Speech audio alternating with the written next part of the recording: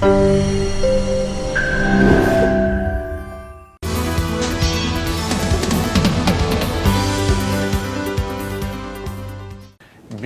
à tous. À suivre dans ce journal, le Premier ministre ivoirien Ahmed Bakayoko a rencontré les conseillers du commerce extérieur de France.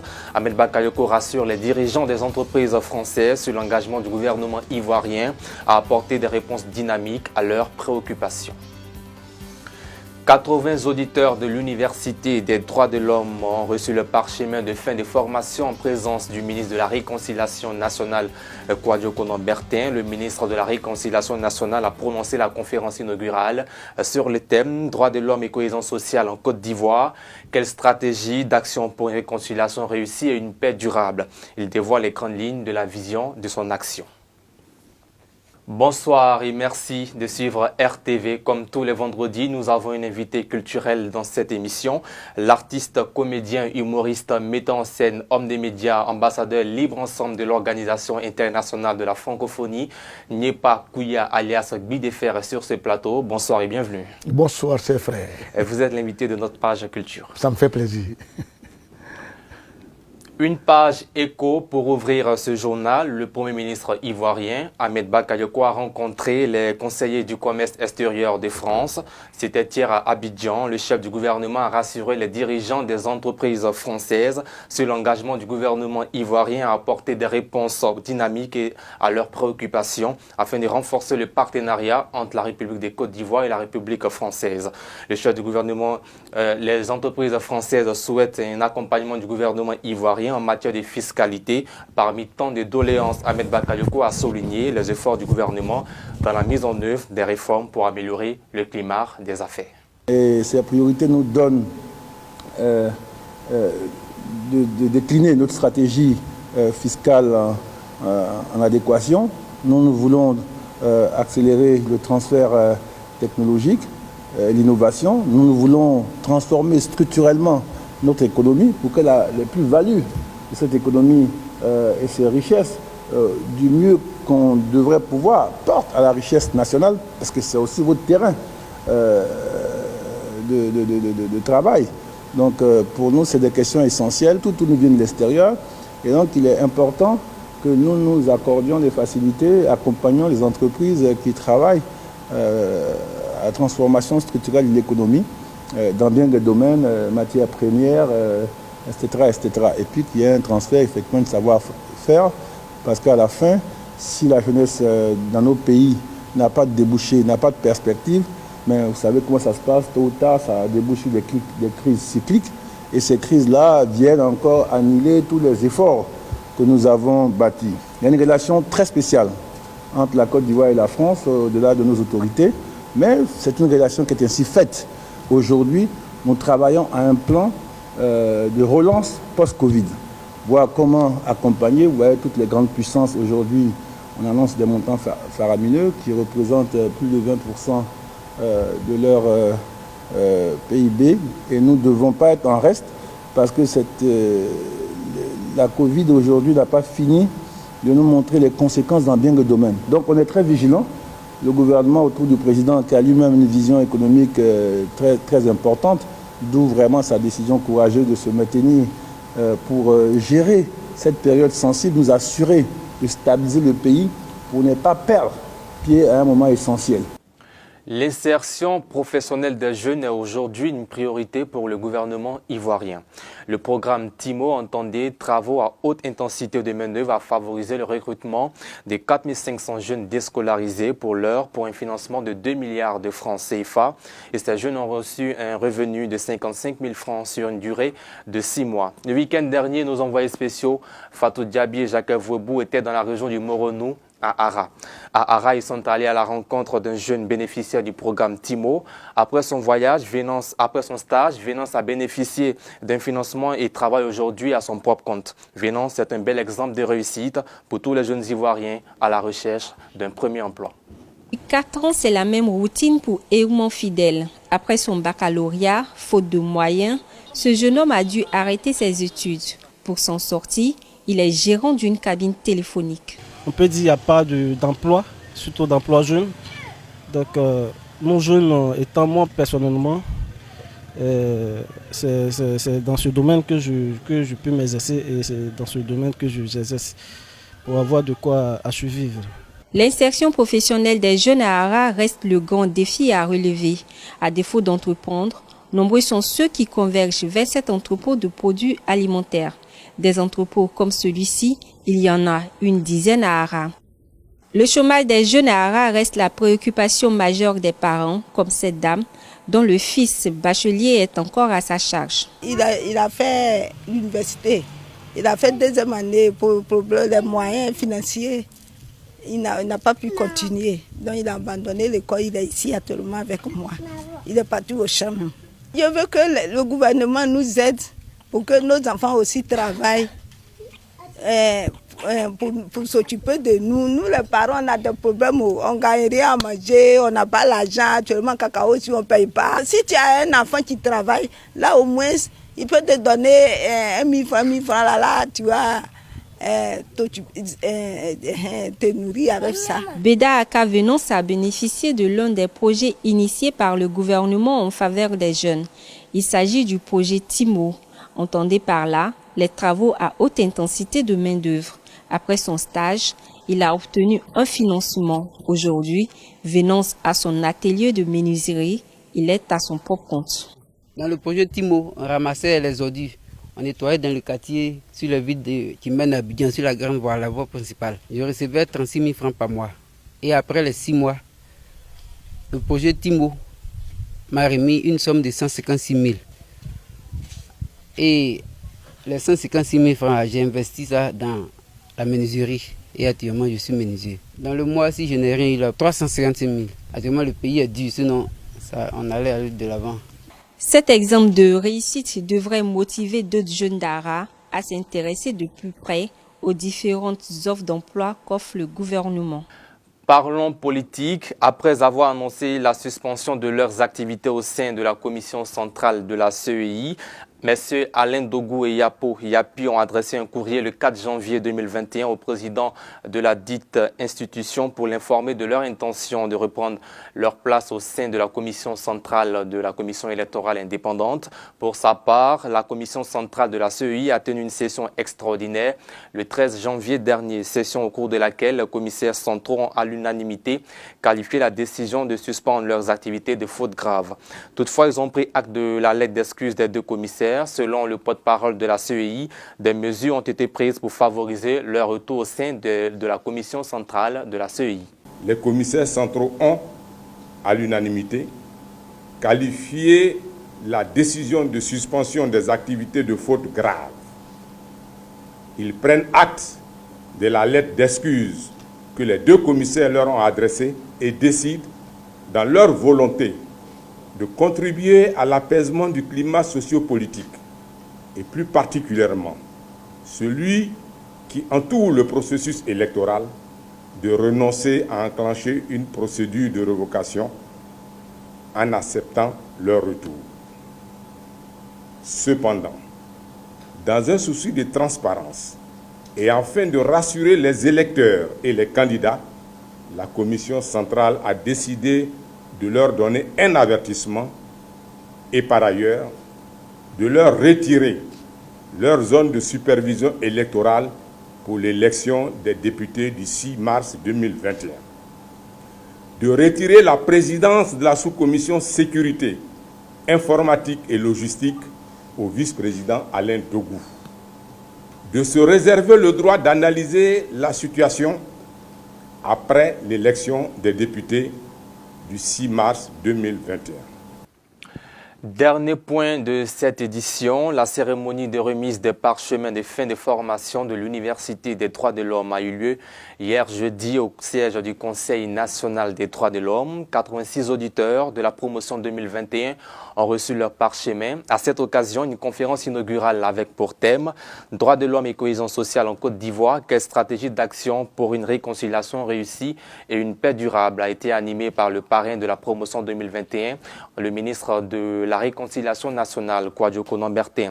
Quelles sont les modalités d'une réconciliation et une paix durable en Côte d'Ivoire? Voici la réponse du ministre de la Réconciliation nationale. Le thème de cette conférence inaugurale, Droits de l'homme et cohésion sociale, en Côte d'Ivoire, quelle stratégie d'action pour une réconciliation réussie et une paix durable rentre bien dans cette problématique? Réconcilier signifie rétablir des relations amicales entre des personnes brouillées. La réconciliation est donc l'action de réconcilier des personnes brouillées. À l'échelle d'un pays comme la Côte d'Ivoire, comment arriver donc à réconcilier des personnes qui sont fâchées les unes avec les autres, sachant très bien que non seulement il n'y a pas une mesure standard du degré de colère de la personne humaine, mais aussi que le ressentiment est difficile à vaincre. Pour le ministère de la Réconciliation nationale, les stratégies d'action pour une réconciliation réussie et une paix durable doivent être républicaines. C'est le moyen le plus sûr d'impliquer toutes les couches de la population. La stratégie politique, elle entend reposer sur les partis et les leaders politiques, ainsi que sur les valeurs de l'oufouettisme. Les partis et les leaders politiques. Les partis politiques ayant pour objet de conduire à l'expression du suffrage apparaissent à leur tête, avec leurs leaders, comme des acteurs incontournables de toute action tendant à la réconciliation nationale.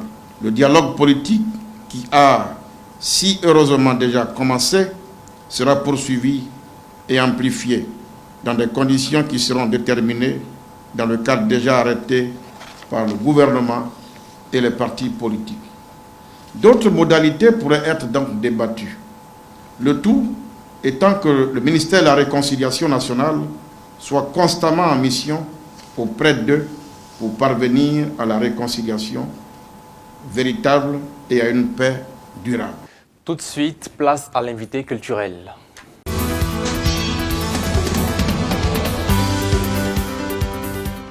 Je reçois l'artiste, humoriste, comédien, metteur en scène et homme des médias, Nipa Kouya alias Bidefer. Vous êtes ambassadeur libre ensemble de l'Organisation internationale de la francophonie. Tout à fait. En quoi consiste votre mission en tant qu'ambassadeur de l'OIF? Il faut dire que c'est à la faveur de la francophonie qui a eu lieu en Côte d'Ivoire que la dame qui était la secrétaire générale, Mme Michael a décidé de sélectionner comme ça des personnes dans le pays. On est peut-être une question de quinzaine, afin de parler un peu de la paix, des pays qui ont connu un peu de la guerre, et de parler un peu de la paix et puis la nécessité de la cohabitation pacifique et de vivre ensemble. Voilà, donc notre rôle, c'est d'amener les uns et les autres à accepter les autres, quelle que soit la différence. Avec Bidefer, vous faites vos premiers pas dans le théâtre très jeune, vers la fin des années 70, pendant que vous êtes au collège moderne de San Pedro. Qu'est-ce qui vous a motivé à essayer déjà le théâtre au collège? Il faut dire que j'aimais bien le théâtre. J'aimais bien le théâtre. Bon, je regardais des films de théâtre. Et donc, c'est une passion en termes de jeunes gens. Et puis, bon, on commençait pendant les congés, jouer un peu des sketchs un peu. Bon, c'était une occupation. C'était vraiment une occupation, ouais. Après le baccalauréat, vous déposez vos valises à Abidjan en 1987. Vous réussissez avec brio le concours d'entrée à l'Institut national des arts d'Abidjan, actuel INSAC. Et 2 ans après, vous sortez de l'INSAC avec un diplôme d'études théâtrales et d'animateur culturel. Fort de l'expérience acquise et la maîtrise de votre art, vous créez en 1991 la troupe Le Djeli Théâtre d'Abidjan. Après cette expérience, qu'est-ce que vous essayez de faire aujourd'hui? Il faut dire qu'on a fait 2 ans de formation à l'INSAC de 87 à 88. Et après cela, le député maire d'alors, M. Doukouré Moustapha, m'a fait entrer à la mairie de Yopougon pour occuper les fonctions comme animateur culturel. Mais après, il nous a aidé à créer une troupe de théâtre, en fait d'insérer dans cette troupe-là des enfants qui sont à Yopougon, qui avaient envie de faire du théâtre.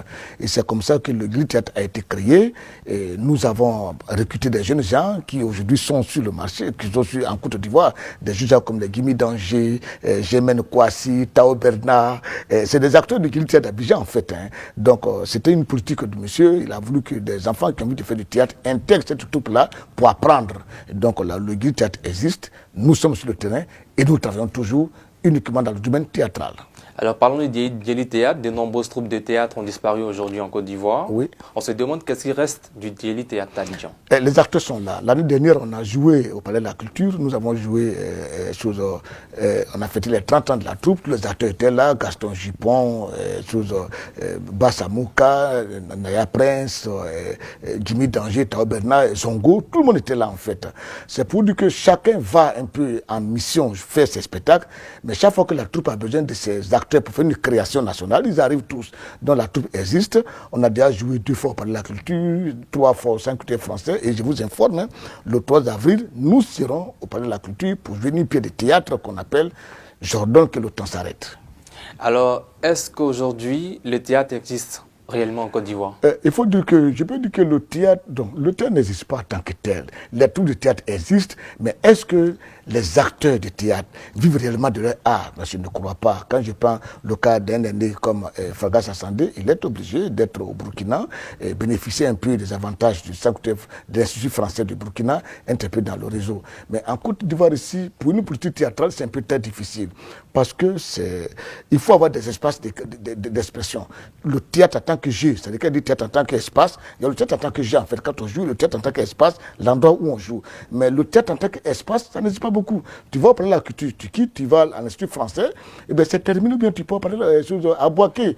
Parce que même le théâtre de la cité qui existait aujourd'hui n'existe plus en tant qu'espace aujourd'hui qui accueille les gens. Donc, nous avons des petits problèmes d'espace de théâtre pour pouvoir jouer un peu. Et puis des gens n'ont pas encore compris que le théâtre aussi est un vecteur économique. Quand on est dans un pays où les gens sont incultes culturels, ils ne peuvent pas comprendre que l'art est un vecteur économique. Ils préfèrent investir dans les loyers, construire des maisons, payer des taxis, que d'aller investir dans une création artistique. Cela, c'est un problème. C'est une question de méconnaissance de la pratique artistique, en fait. Aujourd'hui, vous vous faites appeler l'ambassadeur de la République pour votre franc-parler, vos prises de position et tendre vis-à-vis des acteurs politiques. C'est d'ailleurs cela qui vous a valu d'être coopté en qualité de chroniqueur sur la télévision nationale, la deuxième chaîne RTI2.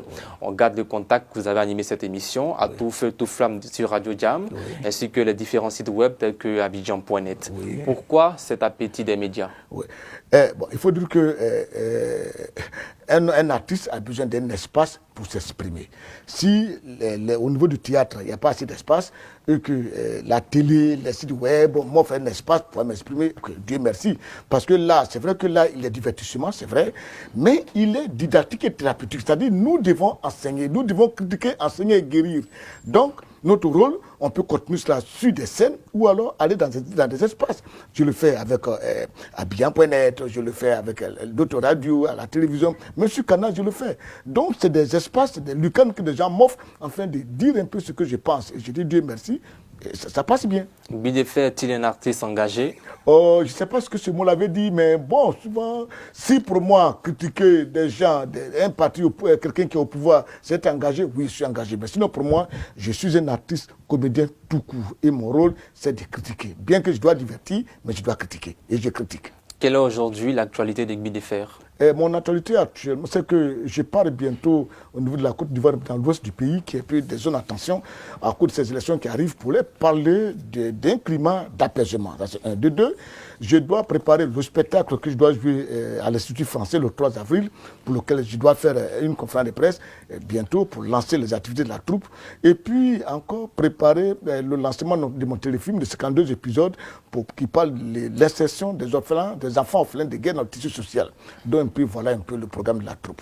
En ces temps de Covid-19, c'est quand même difficile pour les artistes dans le monde, même Très en Côte difficile. d'Ivoire. Oui. Est-ce que l'État de Côte d'Ivoire a véritablement aidé les artistes que vous êtes?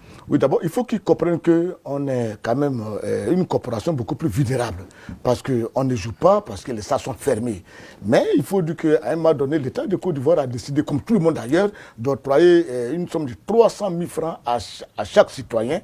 Et les artistes de Côte d'Ivoire faisaient partie. Donc les artistes, c'est vrai que 300 000 francs pour le niveau de vie d'un artiste, quand même, c'est encore des listes, on veut voir, c'est quand même quelque chose. Mais je dis merci déjà à l'État de Côte d'Ivoire qui a permis à ces artistes-là, dans la période de Covid-19, de leur octroyer une somme de 300 000 francs, afin quand même de servir voilà, pour soutenir leurs actions. Avez-vous aujourd'hui des projets dans le monde culturel qui vous tiennent à cœur aujourd'hui en faveur de vos jeunes frères? ce qui me tient beaucoup à cœur, c'est parce que nous sommes en Côte d'Ivoire, on est avec des gens qui n'ont pas encore compris la valeur artistique. Sinon, moi, mon projet aujourd'hui, c'est d'avoir créé un peu une école privée, installée quelque part, former des jeunes gens qui ont envie de faire la pratique artistique, comme le Giltel a déjà fait avant. Parce que des gens ne peuvent pas comprendre le but de l'art. Quand tu prends Louis de Funès, vous savez, il faisait des créations avant, mais il a eu du succès lorsque Louis XIV est venu au pouvoir et qu'il avait besoin de quelqu'un pour divertir la cour. Et c'est pour ça qu'il a pris Louis de Funès dans la cour avec des moyens, et c'est comme ça que Louis de Funès a... Molière, plutôt Molière, pas Louis de Funès, mais Molière, au temps de Louis XIV.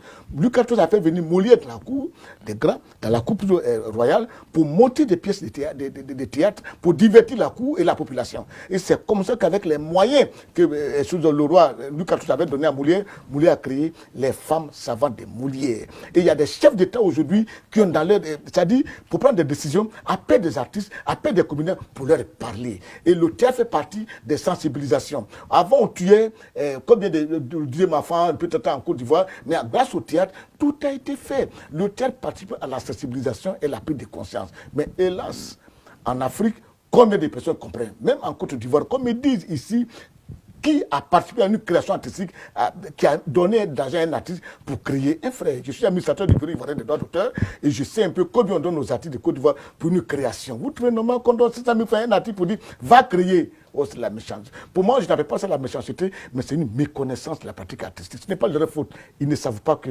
l'art est un vecteur économique.